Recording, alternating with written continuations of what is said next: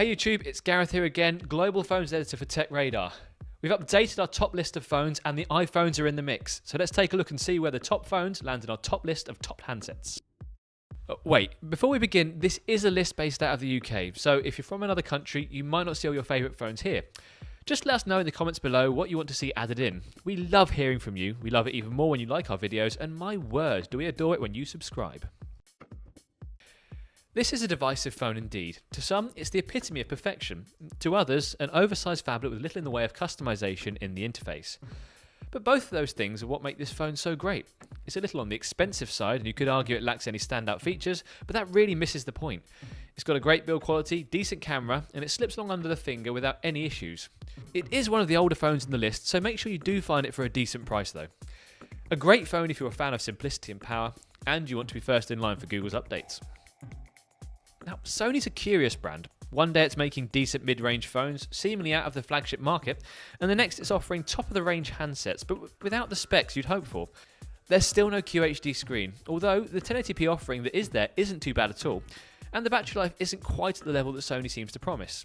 The camera is much improved though. That sharp autofocus really is something to behold. I feel almost bad having to tell you that this phone is so far down the list, simply because it's packed with innovation. It's just, we have so many good phones around at the moment. The main draw for the G5 is the clever modular design. Take the bottom of the phone off, pull out the battery and you'll be able to supercharge the camera or audio, with more clever modules to come in the future. There's a smart dual camera on the back for improved wide-angle picture taking, a top-of-the-range Snapdragon processor, and good performance on battery life too. If you're a fan of the alternative way that LG does things, a brand that offers high spec with an innovative twist, and often for less money, then the G5 is a strong choice. The flagship killer is back, and this one with a premium build quality, a full metal body and a strong camera bolted on the back. The fingerprint scanner is rapid and useful, but the main win here is always with the price, which is so much lower than the rest of the phones on this list, despite packing a top-end chipset and clever user interface. The HTC 10 is sculpted by light, which is a fancy way of saying it's made to look good when placed down on a table. And once again, HTC has managed to make a phone that feels wonderful in the hand, drawing again on its strong design heritage. The camera has been much improved, and if you're willing to shoot in Pro mode for most of your snaps, you'll get some stunning pictures. And the audio quality from the headphones really has to be heard to be believed. This is a great comeback from HTC, and the perfect phone if you value style and performance, along with a great handset to listen to music on. The iPhone 7, on the one hand, does do a lot more than its predecessor. It's waterproof, comes with decent stereo speakers that kick out some strong sound, and the screen quality is improved too. However, the build is very similar to the previous models, which will disappoint some. And the lack of the headphone jack might have some good points, but it's pretty inconvenient if you've got more than one pair of cans. And it's still an expensive phone without a sharper screen, so it doesn't quite make it to the top of our list. Look, we know the Note 7 used to catch on fire. If you're buying one now, then you're getting a pretty safe phone and a very good phablet to boot. It's powerful, has a great screen and a very, very good camera as well. And with the S Pen now waterproof, you can sketch out ideas under the waves if that's what you're into. In fact, it's only the price that gets in the way of this phone being seen as one of the very best on the market. It's hugely expensive, but at least does a fair bit to justify the cost. Where the normal iPhone 7 wasn't much to talk about, the Plus model is much more impressive. The main difference is to the camera, where things are clear and crisp with the ability to zoom in without losing clarity.